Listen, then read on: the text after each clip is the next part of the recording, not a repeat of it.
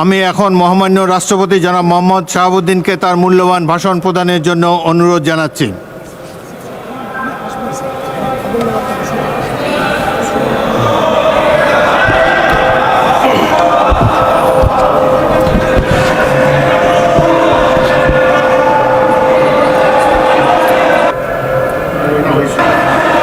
মাননীয়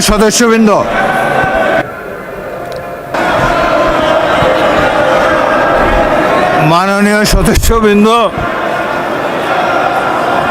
অনুগ্রহ করে আমার কথা শোনার চেষ্টা করুন। মাননীয়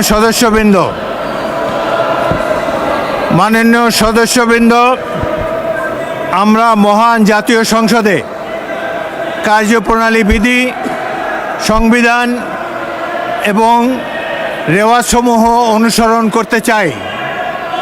আপনারা এখানে কোনো খারাপ প্রেসিডেন্স উত্থাপন করবেন না। দয়া করে আপনাদের আসনে বসুন এবং মহামান্য রাষ্ট্রপতির ভাষণ শোনার জন্য অপেক্ষা করুন।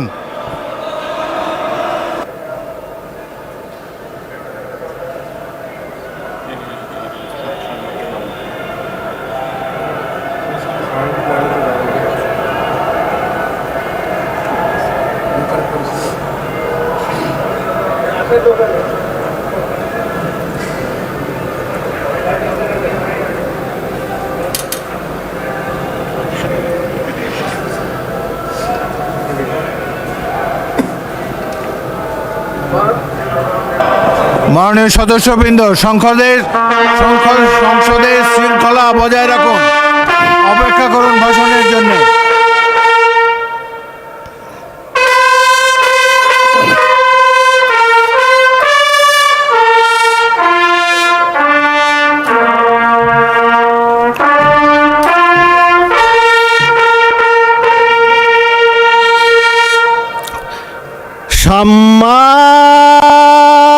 সম্মানিত সদস্যবৃন্দ, মহামান্য রাষ্ট্রপতি,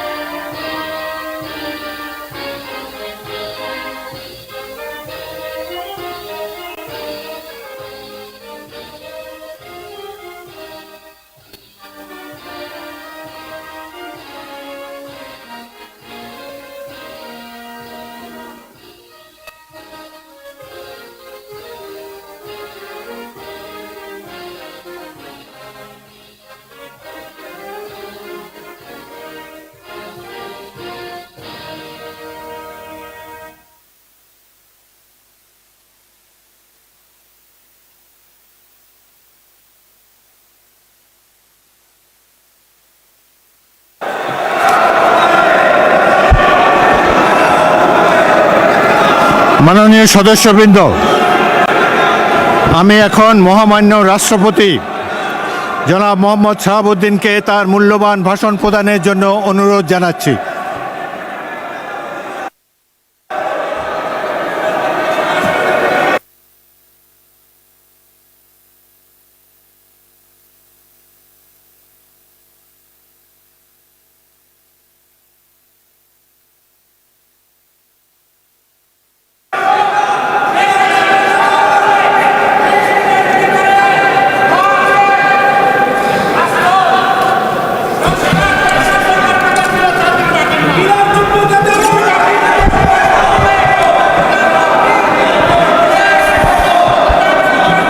মাননীয় সদস্যবৃন্দ, সংসদের শৃঙ্খলা রক্ষা করুন।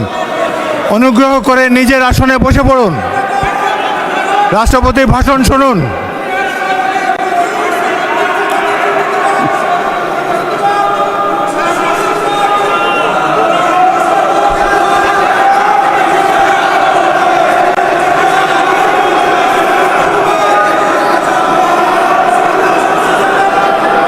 বিসমিল্লাহির রহমানির রহিম। সম্মানিত সংসদ নেতা ও প্রধানমন্ত্রী, জনাব স্পিকার ও ডিপ্টি স্পিকার, হিজ এক্সেলেন্সিস,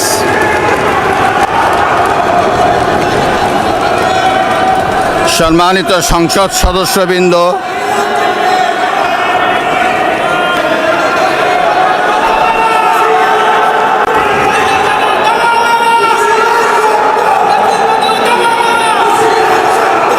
আমন্ত্রিত অতিথিবৃন্দ,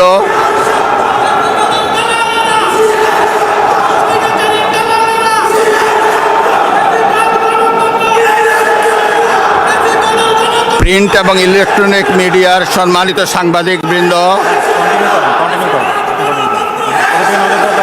আপনাদের সবাইকে জানাই আন্তরিক অভিনন্দন ও শুভেচ্ছা।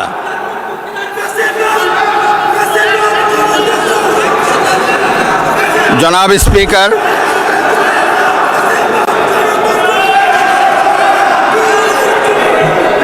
ত্রয়োদশ জাতীয় সংসদের এই উদ্বোধনী অধিবেশনে বাংলাদেশের ইতিহাসের এক ঐতিহাসিক মুহূর্ত। হাজারো শহীদের রক্তের সিঁড়ি বেয়ে দীর্ঘ ১.৫ দশকের ফ্যাসিবাদী শাসনের অবসানের পর একটি শান্তিপূর্ণ, অবাধ, সুষ্ঠু ও নিরপেক্ষ নির্বাচনের মাধ্যমে নির্বাচিত প্রতিনিধিদের নিয়ে এই মহান জাতীয় সংসদের যাত্রা শুরু হয়েছে। ত্রয়োদশ জাতীয় সংসদ নির্বাচনে অংশগ্রহণকারী সকল রাজনৈতিক দল এবং এই নির্বাচন আয়োজনের সঙ্গে সংশ্লিষ্ট সকলের প্রতি আন্তরিক অভিনন্দন।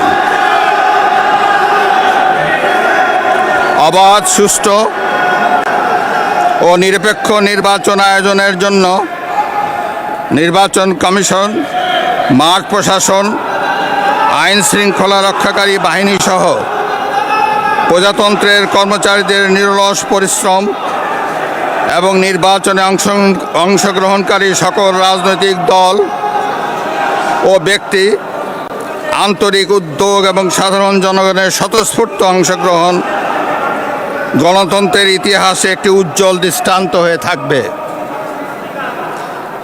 বিএনপির চেয়ারম্যান জনাব তারেক রহমানের নেতৃত্বে বর্তমান জাতীয় সংসদে বিএনপি ও সমমনা দলগুলোর 2/3 বেশি আসনে বিপুল ভোটে জয়লাভ করেছে। জাতীয় সংসদে একটি শক্তিশালী বিরোধী দলের পাশাপাশি কয়েকজন স্বতন্ত্র সদস্যও রয়েছেন। আমি এই সংসদে আপনার মাধ্যমে প্রধানমন্ত্রী তারেক রহমান এবং তার নেতৃত্বে গঠিত নতুন সরকারকে আন্তরিক অভিনন্দন জানাচ্ছি। জাতীয় সংসদের সকল সদস্যের প্রতিও রইল আমার প্রাণ ঢালা শুভেচ্ছা ও অভিনন্দন।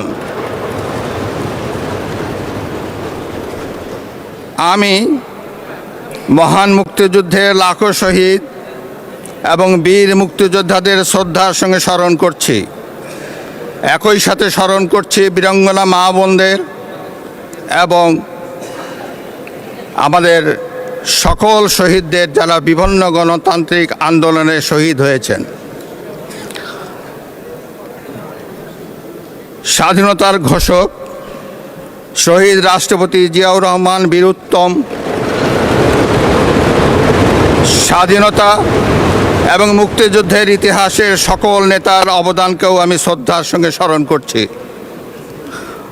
বাংলাদেশের 3 বারের নির্বাচিত সাবেক প্রধানমন্ত্রী ও বিএনপির সাবেক চেয়ারপারসন দেশনেত্রী বেগম খালেদা জিয়ার অবদানকে শ্রদ্ধার সঙ্গে স্মরণ করছি, যিনি দেশে সংসদীয় গণতন্ত্র প্রতিষ্ঠা করেছেন। গণতন্ত্র প্রতিষ্ঠার লড়াইয়ে প্রতিবার সামনের কাতারে থেকে আপোষহীন নেতৃত্ব দিয়েছেন। জনাব স্পিকার, বাংলাদেশের গণতন্ত্রের ইতিহাসে 2024 সালের জুলাই আগস্ট মাসে ছাত্র জনতার গণ অভ্যুত্থান একটি গুরুত্বপূর্ণ ঘটনা। কোটা সংস্কার আন্দোলন থেকে এক পর্যায়ে এটি ফ্যাসিবাদ বিরোধী আন্দোলনের রূপ নেয়।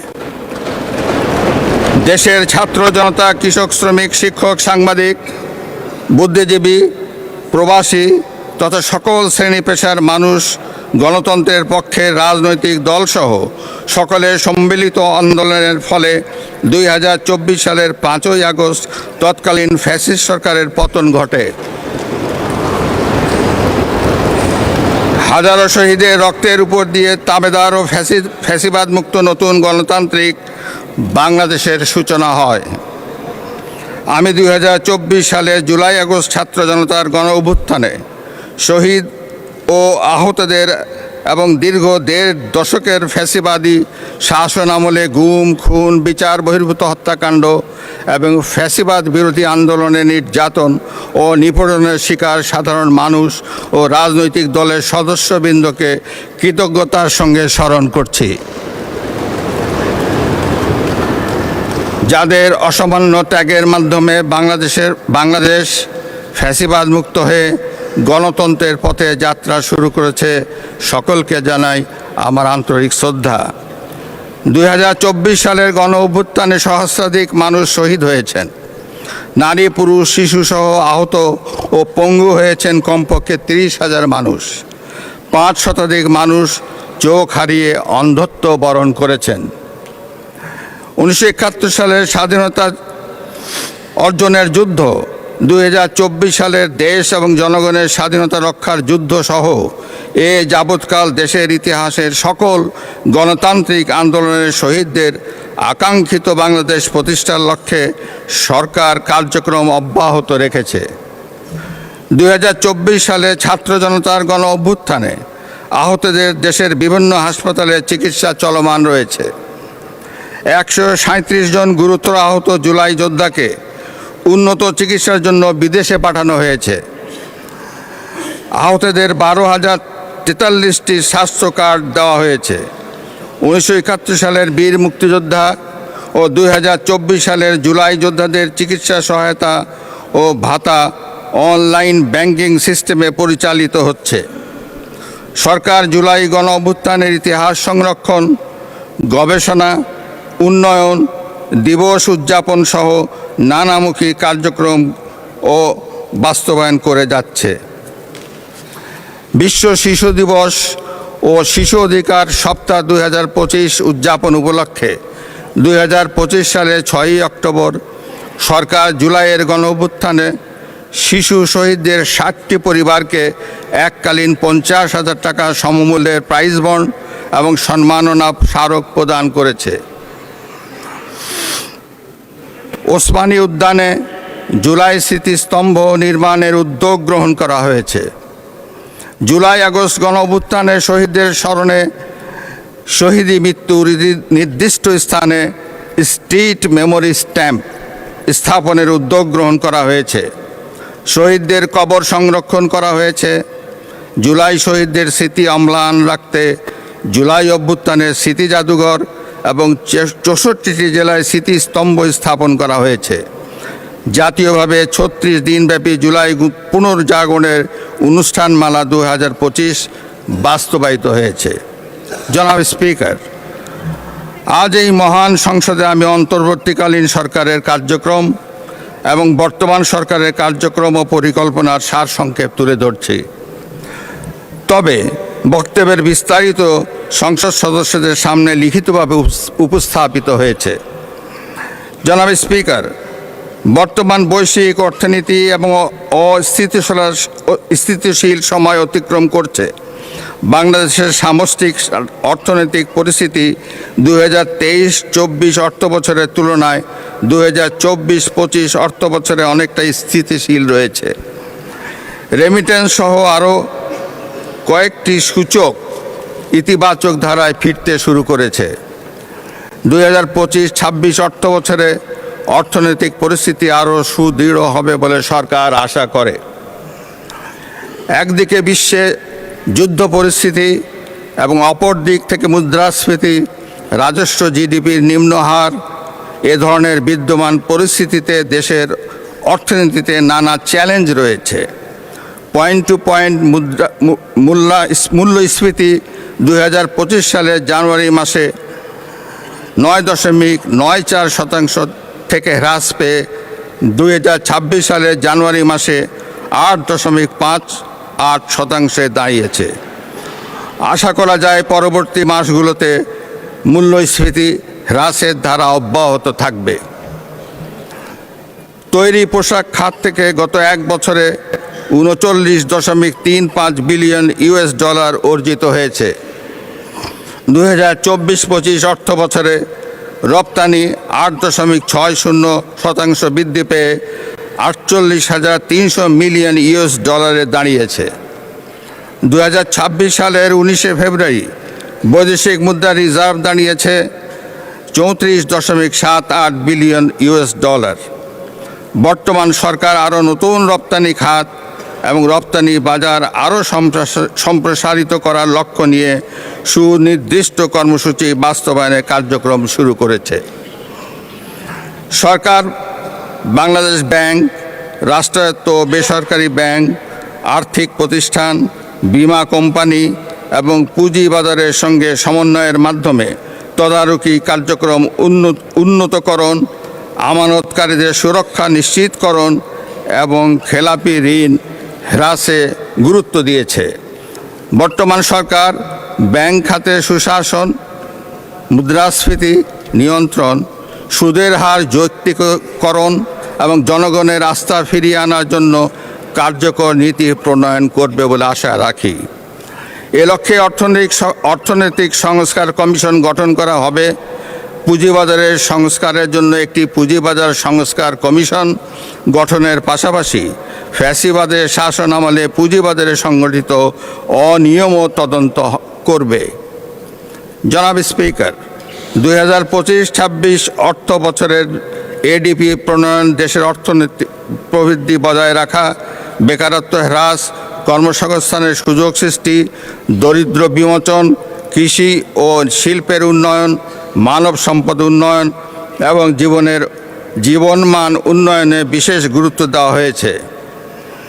বর্তমান সরকার অর্থনীতির গণতন্ত্রায়ন, অলিগার্কিক কাঠামো ভেঙে জনগণের অংশগ্রহণ নিশ্চিত করবে। ঋণ নির্ভর অর্থনীতিকে বিনিয়োগ নির্ভর অর্থনীতিতে রূপান্তরই হবে বর্তমান সরকারের মূল লক্ষ্য। কর্মসংস্থান সৃষ্টি ও সম্পদ তৈরিতে বিনিয়োগ নির্ভর অর্থনীতি হবে চালিকা শক্তি। বর্তমান সরকার 2034 সালের মধ্যে $1 ট্রিলিয়ন অর্থনীতি গড়ে তোলার লক্ষ্যমাত্রা নির্ধারণ করেছে। বাংলাদেশের কৃষি খাত, খাদ্য ও পুষ্টি নিরাপত্তা নিশ্চিতকরণ, কর্মসংস্থান সৃষ্টি, দারিদ্র্য হ্রাস এবং অর্থনৈতিক স্থিতিশীলতা অর্জনের গুরুত্বপূর্ণ ভূমিকা করছে। বর্তমান সরকার কৃষক ও কৃষি উন্নয়নকে অগ্রাধিকার দিয়ে কৃষক কার্ডের মাধ্যমে কৃষক ও কৃষির সার্বিক সুরক্ষা নিশ্চিত করার পদক্ষেপ গ্রহণ করেছে।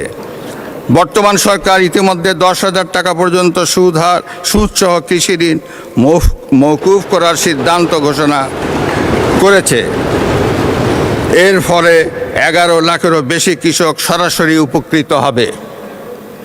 জনাব স্পিকার, 2024 সালের গণঅভ্যুত্থানের উদ্দেশ্য ছিল ফ্যাসিবাদের পতন ঘটিয়ে জনগণের সরাসরি ভোটে জনগণের কাছে জবাবদিহিমূলক সরকার গঠনের মাধ্যমে একটি বৈষম্যহীন ন্যায়ভিত্তিক গণতান্ত্রিক রাষ্ট্র এবং সমাজ বিনির্মাণ।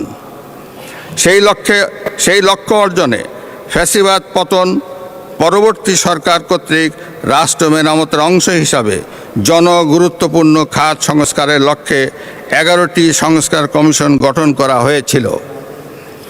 বর্তমান সরকারও করব কাজ, গড়ব দেশ, সবার আগে বাংলাদেশ, এই স্লোগানকে উপজীব্য করে দলীয় নির্বাচনী ইশতেহার ঘোষণা করেছিল। ইশতেহারে রাষ্ট্র ব্যবস্থার সংস্কারের গণতন্ত্র, জবাবদিহিতা ও সুশাসন এই 3টি বিষয়কে অগ্রাধিকার দেওয়া হয়েছে। তবে সরকারের সকল পরিকল্পনা বাস্তবায়নের জন্য প্রয়োজন কঠোর হস্তে দুর্নীতি নিয়ন্ত্রণ এবং আইন শৃঙ্খলা পরিস্থিতির উন্নয়ন। এই 2টি বিষয় নিয়ন্ত্রণে বর্তমান সরকার দৃঢ়তার সঙ্গে কাজ করছে। দেশে দুর্নীতি নিয়ন্ত্রণে বিএনপি সরকারের ট্র্যাক রেকর্ড রয়েছে। তৎকালীন আওয়ামী লীগ সরকারের বাংলাদেশকে দুর্নীতিতে চ্যাম্পিয়ন বানিয়ে 2001 সালের জুন মাসে ক্ষমতা থেকে বিদায় নিয়েছিল।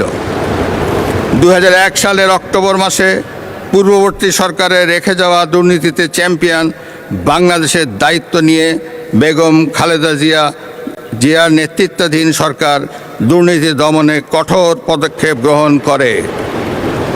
এছাড়া দুর্নীতি প্রতিরোধের লক্ষ্যে দুর্নীতি দমন কমিশন আইন 2004 প্রণয়ন করে। এর ফলে বিশ্বে দুর্নীতিতে চ্যাম্পিয়ন হওয়ার কলঙ্ক থেকে বাংলাদেশ মুক্তি পায়।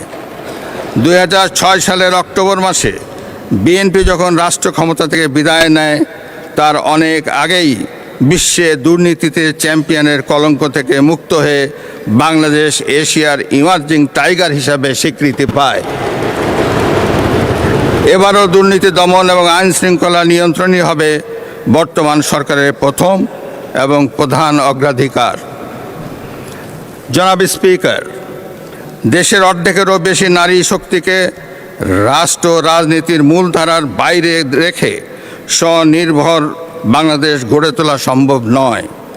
নারীর অর্থনৈতিক ক্ষমতা নিশ্চিত করতে বর্তমান সরকার নানামুখী পদক্ষেপ গ্রহণ করেছে। এরই অংশ হিসাবে বর্তমান সরকার দেশের প্রতিটি পরিবারের নারী প্রধানের নামে ফ্যামিলি কার্ড ইস্যু করার কার্যক্রম চালু করেছে। প্রতিটি পরিবারে নারী প্রধানের নামে ফ্যামিলি কার্ড ইস্যু হলেও প্রথম পর্যায়ে প্রান্তিক ও নিম্ন আয়ের পরিবারগুলোকে আত্মনির্ভরশীল হতে ফ্যামিলি কার্ডের মাধ্যমে নগদ 2500 টাকা কিংবা সমপরিমাণ প্রয়োজনীয় খাদ্য সহায়তা দেওয়া হবে। সরকার ইতোমধ্যে দেশের 14টি জেলায় পাইলট প্রকল্প হিসাবে ফ্যামিলি কার্ড চালু করেছে।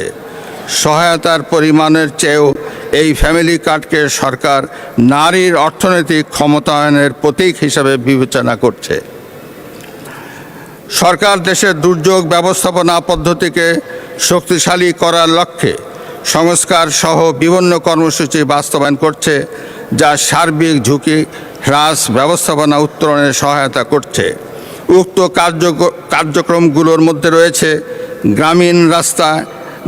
গ্রামীণ রাস্তায় 15 মিটার দৈর্ঘ্য পর্যন্ত সেতু, কালভার্ট নির্মাণ, বন্যা আশ্রয় কেন্দ্র ও বহুমুখী ঘূর্ণিঝড় আশ্রয় কেন্দ্র নির্মাণ, অতি দরিদ্রদের জন্য কর্মসৃজন কর্মসূচি, হেরিংবন্ড রাস্তা নির্মাণ, বহুমুখী উদ্ধার ও অনুসন্ধান কাজের জন্য যন্ত্রপাতি, নৌযান সংগ্রহ, পরিচালনা ও রক্ষণাবেক্ষণ, টিআর, কাবিটা, সিপিপি কর্মসূচি এবং শরণার্থী বিষয়ে কার্যক্রম হাতে নিয়েছে। সরকার দরিদ্র বিমোচন, সামাজিক সুরক্ষা ও অন্তর্ভুক্তিমূলক উন্নয়নের উপর বিশেষ গুরুত্ব দিয়ে আসছে। দেশের প্রতিবন্ধী ব্যক্তি, বয়স্ক, বিধবা, স্বামী নিগৃহীতা নারী দুস্থ ও অসহায় জনগোষ্ঠীর জন্য সামাজিক নিরাপত্তা, মানব সম্পদ উন্নয়ন ও পুনর্বাসনমূলক কার্যক্রমের আওতায় 1,30,00,000-এরও বেশি মানুষ উপকৃত হচ্ছেন। বর্তমান সরকার বিশেষ চাহিদা সম্পন্ন জনগোষ্ঠীর কল্যাণ নিশ্চিত করতে বিশেষায়িত স্বাস্থ্যসেবা ইউনিট ও স্কুল প্রতিষ্ঠা, কারিগরি শিক্ষায় স্কলারশিপ প্রদান করবে। তাদের সেবা নিশ্চিত করতে স্বতন্ত্র অধিদপ্তর গঠন করা হবে। জনাব স্পিকার, সাবেক প্রধানমন্ত্রী মরহুমা বেগম খালেদা জিয়া সরকারের সময় মেয়েদের অবৈতনিক শিক্ষা চালু করা হয়েছিল। একই ধারাবাহিকতায় দেশে নারী শিক্ষার প্রসারে দ্বাদশ শ্রেণী পর্যন্ত মেয়েদের শিক্ষা অবৈতনিক এবং স্নাতক পাস ও সমমান অর্থ পর্যন্ত উপবৃত্তি কার্যক্রম চালু রয়েছে। একই ধারাবাহিকতায় বর্তমান সরকার নারীদের জন্য স্নাতকোত্তর পর্যায়েও অবৈতনিক শিক্ষার সুযোগ সৃষ্টির পরিকল্পনা গ্রহণ করেছে। সারা দেশে নারীদের মধ্যে ক্ষুদ্র ঋণ কার্যক্রম পরিচালনার জন্য 1976 সালে গঠিত মহিলা ও শিশু বিষয়ক মন্ত্রণালয়ের আওতায় জাতীয় মহিলা সংস্থার মাধ্যমে ক্ষুদ্র ঋণ কার্যক্রমের আওতায় আর্থিক সঙ্গতিহীন নারীদের এককভাবে 25,000 টাকা থেকে 75,000 টাকা এবং দলগতভাবে 1 লক্ষ টাকা থেকে 2 লক্ষ টাকা পর্যন্ত ঋণ বিতরণ কার্যক্রম চালু রয়েছে। জাতীয় মহিলা সংস্থার নারী নির্যাতন প্রতিরোধ সেল এর মাধ্যমেও বিভিন্ন ইস্যুতে নির্যাতিত নারীদের বিনা খরচে আইনগত সহায়তা কার্যক্রম অব্যাহত রয়েছে। এসব কার্যক্রম অব্যাহত রাখার পাশাপাশি নারীদের আত্মনির্ভরশীল করে তুলতে বর্তমান সরকার ফ্যামিলি কার্ড প্রবর্তন ছাড়াও আরও কিছু কার্যক্রম চালু করেছে। জনাব স্পিকার, পরিবেশ দূষণ ও জলবায়ু পরিবর্তনের অভিঘাত মোকাবেলায় সরকার নিরলসভাবে কাজ করে যাচ্ছে।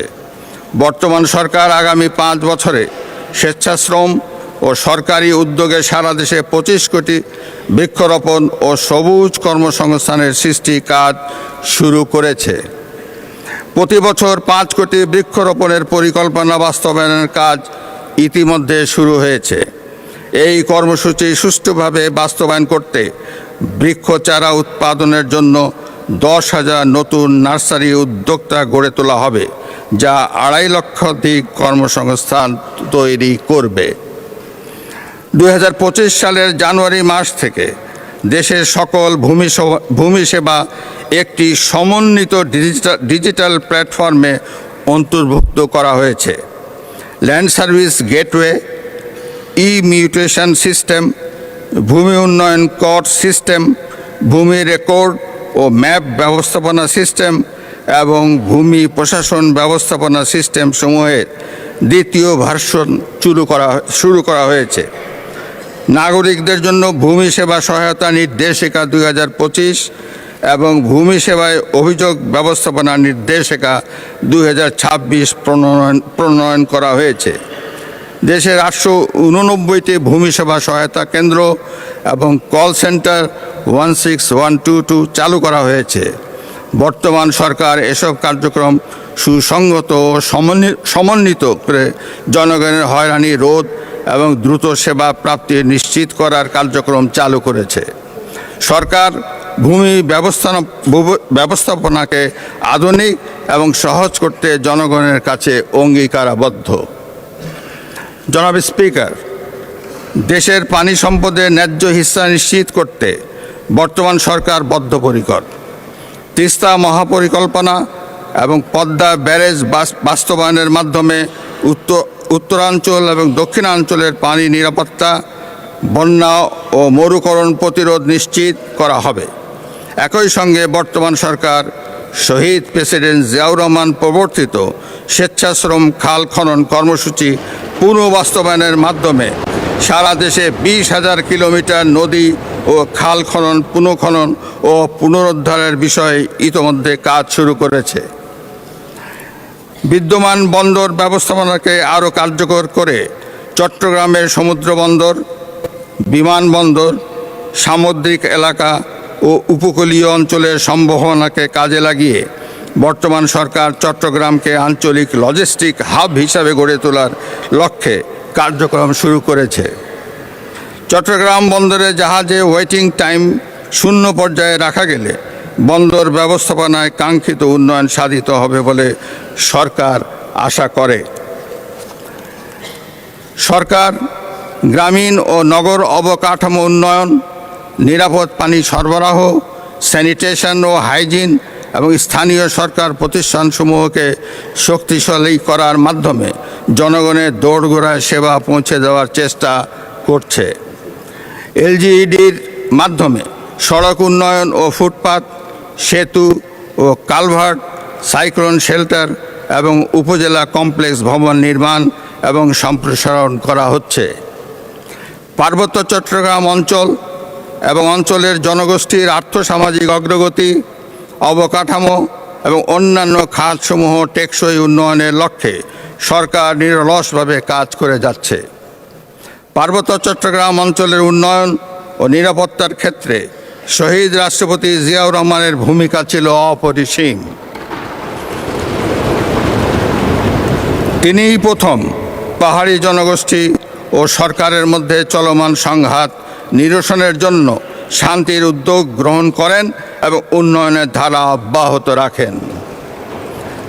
জনাব স্পিকার, 1978 সালে প্রতিষ্ঠিত যুব উন্নয়ন অধিদপ্তর প্রতিষ্ঠার পর থেকে যুব উন্নয়নে, বিশেষ করে যুবাদের আত্মকর্মসংস্থান সৃষ্টিতে গুরুত্বপূর্ণ কার্যক্রম বাস্তবায়ন করে চলেছে। বিদ্যমান কর্মসূচি ছাড়াও বর্তমান সরকার সকল মহানগর ও সারা দেশে যুব উন্নয়নে কর্মসংস্থান প্রশিক্ষণ সহ বিস্তারিত কার্যক্রম বাস্তবায়ন শুরু করেছে।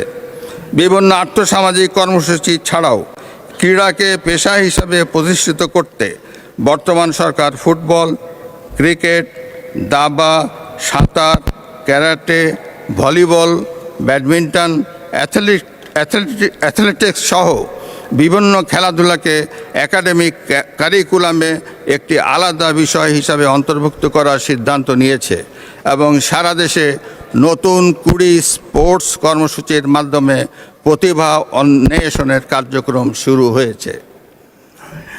প্রায় 2 দশক ধরে আমাদের দেশের সাংস্কৃতিক অঙ্গনে সীমাহীন অধোগতি হয়েছে। সংস্কৃতির নামে নানা প্রবণতা দেশের মানুষের চেতনা ও মননে যে ক্ষতির সৃষ্টি করেছে তা খুবই উদ্বেগের বিষয়। এই সংকট দেশের ভাষা, সংস্কৃতি ও কৃষ্টিকে বিপন্ন করে তুলেছে। এই সমস্যাকে বর্তমান সরকার বিবেচনায় নিয়েছে এবং সুস্থ ও সাবলীল গণতান্ত্রিক সংস্কৃতি বজায় রাখতে নানা গুরুত্বপূর্ণ কর্মসূচি হাতে নিয়েছে, যা বাংলাদেশে নতুন চেতনার উন্মেষ ঘটাবে। জনাব স্পিকার, সরকারি ও বেসরকারি ব্যবস্থাপনায় 2026 সালে মোট 78,500 জন হজযাত্রী হজ পালন করবেন। হজ যাত্রীদের ফ্লাইট খরচ কমানোর জন্য বর্তমান সরকার উদ্যোগ নিয়েছে। একই সঙ্গে সমাজের প্রতিটি শ্রেণী পেশার মানুষের জীবনমান উন্নয়নে বর্তমান সরকার সাধ্যমতো আর্থিক সহায়তা কার্যক্রম হাতে নিয়েছে। এরই অংশ হিসাবে সরকার দেশের 3.5 লক্ষাধিক মসজিদের খতিব, ইমাম, মুয়াজ্জিন সাহেবদের সরকারি ব্যবস্থাপনায় ধারাবাহিকভাবে মাসিক সম্মানী প্রদানের কার্যক্রম শুরু করেছে। পবিত্র রমজান মাসের থেকেই এই উদ্যোগ ধারাবাহিকভাবে বাস্তবায়নের কাজ শুরু হয়েছে। জনাব স্পিকার, প্রায় 7.5 কোটি কর্মক্ষম জনগোষ্ঠীর জন্য শোভন কর্মসংস্থান সৃষ্টি এবং শ্রমিক অধিকার ও জীবনমান উন্নয়ন নিশ্চিত করা সরকারের অঙ্গীকার। বর্তমান সরকার বিদ্যমান শ্রমবাজার সংরক্ষণের পাশাপাশি নতুন শ্রমবাজার সৃষ্টি সুনির্দিষ্ট পরিকল্পনা গ্রহণ করেছে। দেশব্যাপী কর্মসংস্থান সৃষ্টির লক্ষ্যে জেলা ও উপজেলা পর্যায়ে সরকারি এমপ্লয়মেন্ট এক্সচেঞ্জ চালু করা হবে।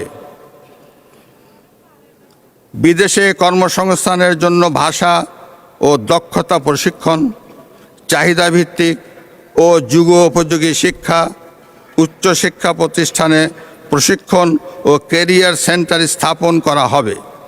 দেশে বিদেশে প্রবাসীদের স্বার্থ সংশ্লিষ্ট তথ্য এবং নির্দেশনা সম্বলিত প্রবাসী কার্ড চালু করা হবে।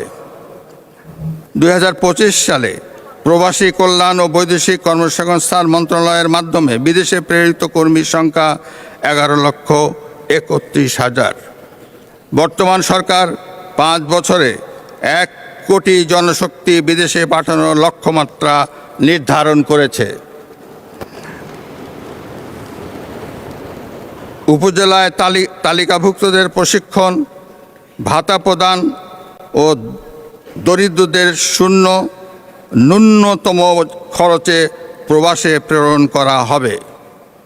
চাকরি নিয়ে বিদেশে যাওয়ার পথ সুগম করতে সংশ্লিষ্টদের প্রয়োজন অনুযায়ী সর্বোচ্চ 10 লাখ টাকা পর্যন্ত সহজ শর্তে ঋণ প্রদান করা হবে। জনাব স্পিকার, বর্তমানে মাতৃ শিশু মৃত্যু হ্রাস পেয়ে গড় আয়ু 72.4 বছর উন্নতি হয়েছে। সেই ধারাবাহিকতায় বর্তমান সরকার স্বাস্থ্য খাতে দুর্নীতি, অপচয় ও অবহেলা রোধ করে গণমুখী স্বাস্থ্য সচেতনতা ও স্বাস্থ্যসেবা কার্যক্রম জোরদারের কাজ শুরু করা হয়েছে। স্বাস্থ্য খাতে সরকারের পর্যায়ক্রমে জিডিপির 5% বরাদ্দের প্রতিশ্রুতি রয়েছে। নাগরিক স্বাস্থ্য পরিষেবার ক্ষেত্রে বর্তমান সরকার prevention is better than cure নীতি অবলম্বন করেছে। এরই অংশ হিসাবে সরকার সারা দেশে পর্যায়ক্রমে 1 লাখ হেলথ কেয়ারার নিয়োগ করতে যাচ্ছে। এর মধ্যে 80% হেলথ কেয়ারার হবেন নারী। জনাব স্পিকার, সরকার একটি অন্তর্ভুক্তিমূলক মানসম্মত ও প্রযুক্তি নির্ভর শিক্ষা ব্যবস্থা গড়ে তুলতে সংস্কার, পাঠ্যক্রম হালনাগাদ, সময়মতো পাঠ্যপুস্তক বিতরণ, শিক্ষক নিয়োগ ও প্রশিক্ষণ, অনলাইনে বেতন ভাতা ও উপবৃত্তি প্রদান এবং অবকাঠামো উন্নয়ন করেছে। বর্তমান সরকার স্কুল পর্যায় থেকেই এমন একটি নৈতিক সম্পন্ন কর্মমুখী শিক্ষা ব্যবস্থা প্রণয়ন করতে চায় যেখানে শিক্ষিত বেকার জনগোষ্ঠী তৈরি হবে না। কোনো কারণে শিক্ষাবর্ষের যে কোনো পর্যায় থেকে কোনো শিক্ষার্থী ড্রপ আউট হয়ে গেলেও যাতে বেকার থাকতে না হয় সেটি মাথায় রেখেই ব্যবহারিক এবং কারিগরি শিক্ষাকে প্রাধান্য দিয়ে শিক্ষা কারিকুলাম সংস্কারের উদ্যোগ নিয়েছে। One teacher one tab multimedia classroom learning with happiness, বাধ্যতামূলক 3য় ভাষা শিক্ষা, সবার জন্য কারিগরি শিক্ষা, ক্রীড়া ও দেশীয় সংস্কৃতি শিক্ষায় গুরুত্ব আরোপ করা হবে। রাষ্ট্রীয় দিবসগুলোতে প্রাথমিক ও মাধ্যমিক স্কুল এবং মাদ্রাসা শিক্ষকদের আমন্ত্রণ জানানো হবে। তথ্য ও সম্প্রচার মন্ত্রণালয় বর্তমান কার্যক্রমকে সর্বাধুনিক তথ্য নির্ভর করে ঢেলে সাজানো হবে। প্রচলিত গণমাধ্যমের পাশাপাশি নিউ মিডিয়াকে অগ্রাধিকার ভিত্তিতে ব্যবহার করা হবে। জনগণের তথ্য প্রাপ্তির অধিকারকে নিশ্চিত করার পাশাপাশি অপতথ্য রোধে উদ্যোগ নেওয়া হবে। আধুনিক প্রযুক্তি নির্ভর বাংলাদেশ বিনির্মাণ, উন্নত টেলিযোগাযোগ সেবা এবং নিরাপদ ও টেকসই প্রযুক্তির উন্নয়ন নিশ্চিতকরণে সরকার কাজ করছে। বর্তমান সরকার তথ্য ও প্রযুক্তি খাতকে বিশেষ অগ্রাধিকার প্রাপ্ত খাত এবং দেশের অর্থনৈতিক প্রবৃদ্ধি নতুন চালিকা শক্তি হিসাবে চিহ্নিত করেছে। এ লক্ষ্য পূরণে সরকার বাংলাদেশকে বৈশ্বিক পর্যায়ে একটি অন্যতম এআই হাব এবং হার্ডওয়্যার উৎপাদন কেন্দ্রে পরিণত করবে। এই খাতে 10 লক্ষ নতুন কর্মসংস্থান সৃষ্টি, সবার জন্য দ্রুত ও নির্ভরযোগ্য ইন্টারনেট সেবা নিশ্চিত করা হবে। পেপ্যাল সহ প্রযুক্তি নির্ভর ক্যাশ লাইট অর্থনীতি, ক্লাউড ফার্স্ট প্রযুক্তির আওতায় দেশে প্রথম এআই চালিত ডেটা সেন্টার স্থাপন এবং বাংলাদেশকে গুগল, ফেসবুক, অ্যামাজন ও মাইক্রোসফটের মতো প্রতিষ্ঠান অ্যাজ ডেটা সেন্টার হবে হিসাবে গড়ে তোলার উদ্যোগ নেওয়া হয়েছে। দেশের অর্থনীতিকে শক্তিশালী করার জন্য প্রতিবন্ধীসহ যুবক যুবতী, উদ্যোক্তা ও স্টার্ট আপদের জন্য প্রশিক্ষণ, অনুদান ও মেন্টরশিপ চালু করা হয়েছে। দেশব্যাপী ই সেবা প্রদানে ন্যাশনাল পোর্টাল ফ্রেমওয়ার্ক 2.0 চালুকরণ সহ ব্রডব্যান্ড কানেক্টিভিটিস, স্কুল ল্যাব, মুক্ত পাঠ, ই লার্নিং, ডিজিটাল স্বাক্ষর ও মাই গভ প্ল্যাটফর্মের মাধ্যমে নাগরিকদের সেবা সহজীকরণের পাশাপাশি অনলাইন সত্যায়ন, ই টিকেটিং ও এক পে সুবিধার প্রসারিত করা হয়েছে। বিনিয়োগ বান্ধব নীতি, স্টার্ট আপ ও উদ্ভাবন ফান্ড, উন্মুক্ত প্রতিযোগিতা এবং সাশ্রয়ী সেবা প্রদান নিশ্চিত করা হবে। বন্ধ পাট কল সহ অন্যান্য কল কারখানা পর্যায়ক্রমে চালুর মাধ্যমে কর্মসৃজনের ব্যবস্থা করা হবে।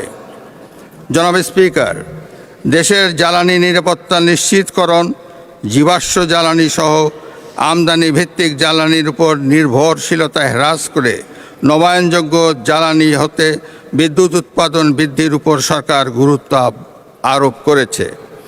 বর্তমান সরকার বিদ্যুৎ ও জ্বালানি খাত উন্নয়নে উৎপাদন ও সঞ্চালন সক্ষমতা বৃদ্ধি কল্পে 2030 সালের মধ্যে বিদ্যুৎ উৎপাদন ক্ষমতা 35,000 মেগাওয়াটে উন্নীত করা এবং সঞ্চালন লাইন 25,000 সার্কিট কিলোমিটারে সম্প্রসারণ করা হবে। 2026 সালে 31টি কূপ খননের মাধ্যমে গ্যাস উৎপাদন বৃদ্ধি করে 327 মিলিয়ন ঘনফুট গ্যাস জাতীয় গ্রিডে সংযুক্ত করা হবে। উৎপাদন বণ্টনে চুক্তির আওতায় স্থলভাগ ও সমুদ্র অঞ্চলে তেল গ্যাস অনুসন্ধানের লক্ষ্যে শীঘ্রই বিডিং রাউন্ড আহ্বান করা হবে। এছাড়া বাপেক্সকে শক্তিশালীকরণের লক্ষ্যে অতিরিক্ত 2টি রিগ ক্রয় সহ জনবলকে আধুনিক প্রশিক্ষণ দেওয়া হবে।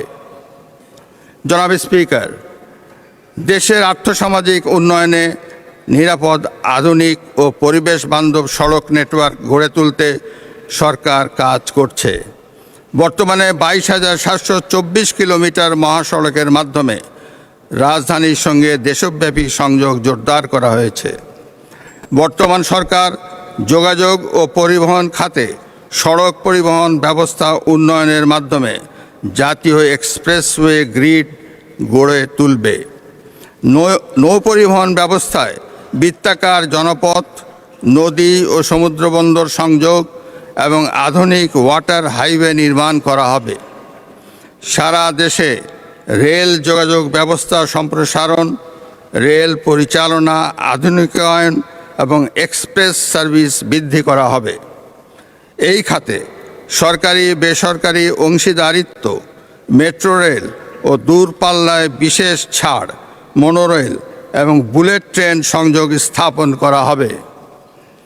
বিমান পরিবহন ব্যবস্থায় নিরাপদ কার্গো ও হয়রানিমুক্ত যাত্রী সেবা নিশ্চিত করা হবে। ইতোমধ্যে হজ যাত্রীদের বিমান ভাড়া কমানোর উদ্যোগ নেওয়া হয়েছে। বর্তমান সরকার সড়ক নিরাপত্তা আইন ও দুর্ঘটনা রোধ, যাত্রী নিরাপত্তা, সড়ক পরিবহন বীমা এবং শ্রমিকদের ইউনিফর্ম নিশ্চিত করবে। পরিবহন ও যোগাযোগ ব্যবস্থার সমন্বিত পরিকল্পনা বাস্তবায়নের মাধ্যমে সারা দেশে যোগাযোগ ব্যবস্থাকে আধুনিকায়ন করার কার্যক্রম শুরু হয়েছে। এরই অংশ হিসাবে ইতিমধ্যেই যোগাযোগ এবং পরিবহন সংশ্লিষ্ট মন্ত্রণালয়গুলোর মধ্যে সমন্বয় সাধন করা হয়েছে। নিরাপদ, সাশ্রয়ী, আধুনিক ও পরিবেশ বান্ধব রেলওয়ে পরিবহন ব্যবস্থা নিশ্চিত করতে সরকার কাজ করছে। সারা দেশকে রেলওয়ে নেটওয়ার্কের আওতায় আনার পরিকল্পনা বাস্তবায়নের কাজ এগিয়ে চলছে। যাত্রী সেবার মান উন্নয়নে টিকিটিং আধুনিকীকরণ, কমিউটার ট্রেন চালু ও নারীদের জন্য পৃথক কোচ সংরক্ষণ করা হয়েছে। অবৈধ দখলকৃত ভূমি উদ্ধার ও বরাদ্দ প্রদান, রেলওয়ে ট্রেনিং একাডেমি আধুনিকীকরণ, ব্রড গেজ ও মিটার গেজ লোকোমোটিভ, ওয়াগন ও লাগেজ ভ্যান সংগ্রহ করা হয়েছে। বর্তমান সরকার 2034 সালের মধ্যে বাংলাদেশকে দক্ষিণ ও দক্ষিণ পূর্ব এশিয়ার অন্যতম প্রধান এভিয়েশন হাব ও দেশি বিদেশি পর্যটকদের জন্য বাংলাদেশকে আকর্ষণীয় পর্যটন গন্তব্যে রূপান্তরের উদ্যোগ নিয়েছে। ইতোমধ্যে জাতীয় পর্যটন দিবসকে গ শ্রেণী থেকে খ শ্রেণীতে উন্নীত করা হয়েছে। হজরত শাহজালাল আন্তর্জাতিক বিমানবন্দরের 3য় টার্মিনাল সহ অন্যান্য অবকাঠামো নির্মাণের প্রথম পর্যায়ে প্রকল্পের কাজ প্রায় সমাপ্ত হয়েছে। বর্তমান সরকার খুব শীঘ্রই তা চালুর উদ্যোগ নিচ্ছে। জনাব স্পিকার, মেরিটোক্রেসির মাধ্যমে বাংলাদেশ বিনির্মাণে প্রশাসনিক সংস্কার কমিশন গঠন ও বাংলাদেশ সরকারি কর্ম কমিশনকে শক্তিশালীকরণ, জবাবদিহিমূলক ও দলীয়করণ মুক্ত জনপ্রশাসন প্রতিষ্ঠা করা হবে। সরকারি চাকরিতে সরাসরি নিয়োগের ক্ষেত্রে বয়সসীমা 30 থেকে 32 বছর নির্ধারণ করা হয়েছে। জনাব স্পিকার, বিতাড়িত ফ্যাসিবাদী শাসন আমলে আইন শৃঙ্খলা রক্ষাকারী বাহিনীকে দলীয় বাহিনী হিসাবে ব্যবহার করা হয়েছিল। বর্তমান সরকার আইন শৃঙ্খলা রক্ষাকারী বাহিনীকে সম্পূর্ণ পেশাদার, আধুনিক এবং দক্ষ বাহিনী হিসাবে গড়ে তুলতে বদ্ধপরিকর। সেবাবান্ধব পুলিশ গঠন, পুলিশের নৈতিক মনোবল পুনর্গঠন, অনলাইন অভিযোগ দায়ের ব্যবস্থা সম্প্রসারণ, পুলিশ কমিশন অধ্যাদেশ পুনর্নিরীক্ষণ করা হবে। দেশের আইন শৃঙ্খলা রক্ষা এবং পুলিশের সক্ষমতা বাড়াতে বর্তমান সরকার পুলিশে আরও 4000 সাব ইন্সপেক্টর এবং 10,000 নতুন কনস্টেবল নিয়োগ দিবে। একই সঙ্গে পুলিশ সার্জেন্টের 180 শূন্য পদে নিয়োগ চূড়ান্ত করবে। দেশে কারাগার ব্যবস্থাপনার অংশ হিসাবে 5টি নতুন কারাগার চালু করা হয়েছে। প্রযুক্তি নির্ভর ব্যবস্থাপনা, 16191 কল সেন্টার, ডিজিটাল বন্দি ব্যবস্থাপনার উদ্যোগ নেওয়া হয়েছে। আইন শৃঙ্খলার উন্নয়ন বর্তমান সরকারের সর্বোচ্চ অগ্রাধিকার।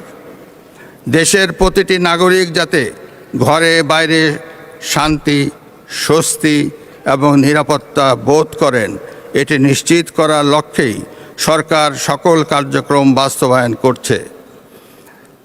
সারা দেশে আইন শৃঙ্খলা অবনতির অন্যতম কারণ হিসাবে বর্তমান সরকার অনলাইন জুয়া সহ সকল ধরনের জুয়া এবং মাদকের বিস্তারকে চিহ্নিত করেছে। ফলে জুয়া এবং মাদক নিয়ন্ত্রণে বর্তমান সরকার সারা দেশে বিশেষ অভিযান পরিচালনা শুরু করেছে। একই সঙ্গে অবৈধ অস্ত্র, গোলাবারুদ, ধারালো অস্ত্র ও হাতবোমা উদ্ধার এবং অপরাধীদের গ্রেপ্তার অভিযান চলবে। এছাড়া চিহ্নিত চাঁদাবাজ ও সন্ত্রাসীদের বিরুদ্ধে সুপরিকল্পিত অভিযান পরিচালনার উদ্যোগ নেওয়া হবে। জনাব স্পিকার, জুলাই আগস্ট 2024 পরবর্তী সময়ে বাংলাদেশ সেনাবাহিনী আইন শৃঙ্খলা রক্ষা, নির্বাচন সহায়তা, বন্যার্তদের উদ্ধার ও পুনর্বাসনে গুরুত্বপূর্ণ ভূমিকা পালন করেছে। পার্বত্য অঞ্চল ও জোরপূর্বক বাস্তুচ্যুত মিয়ানমারের নাগরিকদের ক্যাম্পে নিরাপত্তা নিশ্চিতের সুদূর প্রসারী ভূমিকা রাখছে। জাতিসংঘ শান্তিরক্ষা মিশনে দক্ষতার সঙ্গে অংশগ্রহণ করে দেশের ভাবমূর্তি উজ্জ্বল করেছে এবং আন্তর্জাতিক ক্রীড়াক্ষেত্রেও তাদের সফলতা উল্লেখযোগ্য। বর্তমান সরকার মনে করে সুশৃঙ্খল, রাজনীতিমুক্ত ও যুগ উপযোগী সক্ষমতায় গড়ে ওঠা প্রতিরক্ষা বাহিনী কেবল দেশকে নিরাপদ রাখতে পারে। ফলে প্রতিরক্ষা ব্যবস্থা জোরদারে সুশৃঙ্খল ও আধুনিক সশস্ত্র বাহিনী গড়ে তুলে চতুর্মাত্রিক সক্ষমতা ও বিশ্বাসযোগ্য প্রতিরোধ ক্ষমতা নিশ্চিত করা হবে। বর্তমান সরকার একটি জাতীয় নিরাপত্তা কৌশল প্রণয়ন করবে।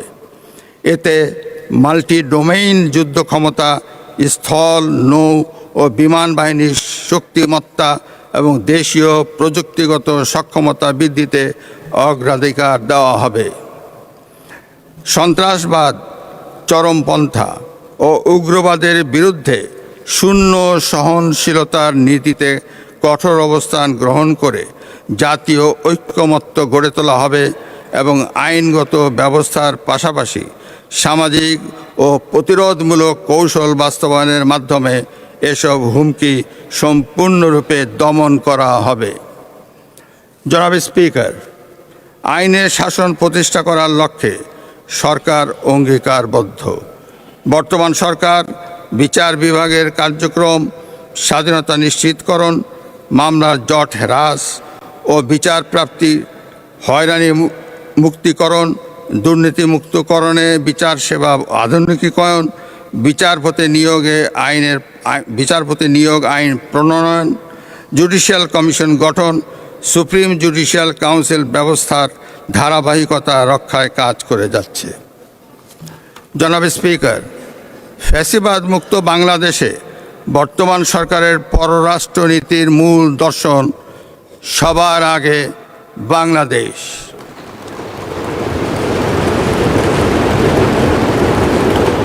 দেশের স্বাধীনতা, সার্বভৌমত্ব, ভৌগোলিক অখণ্ডতা, জাতীয় স্বার্থ, জাতীয় নিরাপত্তা এবং জনগণের কল্যাণ সর্বাগ্রে প্রাধান্য পাবে। সকল রাষ্ট্রের সঙ্গে সমতা, ন্যায্যতা, বাস্তবধর্মী পারস্পরিক স্বার্থের স্বীকৃতি ভিত্তিক এবং আন্তর্জাতিক বিধিবিধান অনুযায়ী দ্বিপাক্ষিক ও বহুপাক্ষিক সম্পর্ক প্রতিষ্ঠার নীতি অনুসৃত হবে। বাংলাদেশ অন্য কোনো রাষ্ট্রের আভ্যন্তরীণ বিষয়ে হস্তক্ষেপ করবে না এবং অন্য কোনো রাষ্ট্রকেও বাংলাদেশের আভ্যন্তরীণ বিষয়ে হস্তক্ষেপ করতে দেবে না। অর্থনৈতিক, বাণিজ্যিক ও অভিবাসন কূটনীতির উপর বিশেষ গুরুত্ব আরোপ করা হবে। রপ্তানি বৈচিত্র্য বৃদ্ধি, নতুন বাজার অনুসন্ধান এবং শুল্ক ও বাণিজ্য সুবিধা রক্ষায় কার্যকর কূটনীতি গ্রহণ করা হবে। জনাব স্পিকার, ফ্যাসিবাদী শাসন আমলে সাংবিধানিক প্রতিষ্ঠান নির্বাচন কমিশনের প্রতি জন আস্থা শূন্যের কোঠায় নামিয়ে আনা হয়েছিল। ত্রয়োদশ জাতীয় নির্বাচনের মাধ্যমে নির্বাচন কমিশনের প্রতি জনগণের আস্থা ফিরে এসেছে। নির্বাচন কমিশন যাতে জনগণের আস্থা ও বিশ্বাসে বলীয়ান থাকতে পারে, বর্তমান সরকার আগামী দিনের নির্বাচনী কার্যক্রমে সেটি সমুন্নত রাখবে। নির্বাচন কমিশনের মতো দেশের প্রতিষ্ঠানগুলো যাতে আইন অনুযায়ী স্বাধীনভাবে নিজেদের কার্যক্রম পরিচালনা করতে পারে, বর্তমান সরকার সেটি নিশ্চিত করবে। জনাব স্পিকার, জনগণের রাজনৈতিক এবং অর্থনৈতিক ক্ষমতায়ন ছাড়া দেশে টেকসই উন্নয়ন সম্ভব নয়। রাষ্ট্র পরিচালনার সকল কার্যক্রমে জনগণের গণতান্ত্রিক অধিকার প্রতিষ্ঠা ও চর্চার ক্ষেত্রে বর্তমান সরকার প্রতিশ্রুতিবদ্ধ। একটি ভঙ্গুর অর্থনৈতিক পরিস্থিতির মধ্য দিয়ে সরকার একটি ন্যায়ভিত্তিক, মানবিক, স্বনির্ভর ও গণতান্ত্রিক বাংলাদেশ প্রতিষ্ঠার পথে এগিয়ে চলছে। এক্ষেত্রে নবগঠিত সরকারের সামনে দারিদ্র্য বিমোচন, দুর্নীতি দমন ও ও আইন শৃঙ্খলা নিয়ন্ত্রণই বিরাট চ্যালেঞ্জ। পথ কঠিন হলেও রাজনৈতিক সদিচ্ছা থাকলে এই বাধা অতিক্রম কখনোই অসম্ভব নয়। ব্যক্তির চেয়ে দল বড়, দলের চেয়ে দেশ বড়, এই বিশ্বাসে উদ্বুদ্ধ হয়ে সবাই মিলেমিশে ঐক্যবদ্ধভাবে কাজ করলে আমরাই ভবিষ্যৎ প্রজন্মের জন্য একটি নিরাপদ বাংলাদেশ গঠন করতে সক্ষম হব ইনশাআল্লাহ। জনাব স্পিকার, আপনাকে ও আপনার মাধ্যমে প্রিয় দেশবাসীকে এবং ত্রয়োদশ জাতীয় সংসদের সকল সদস্যকে আবারও জানাই আন্তরিক ধন্যবাদ ও মোবারকবাদ এবং নতুন সংসদের সাফল্য কামনা করে আমি আমার বক্তব্য শেষ করছি। আল্লাহ হাফেজ। বাংলাদেশ জিন্দাবাদ।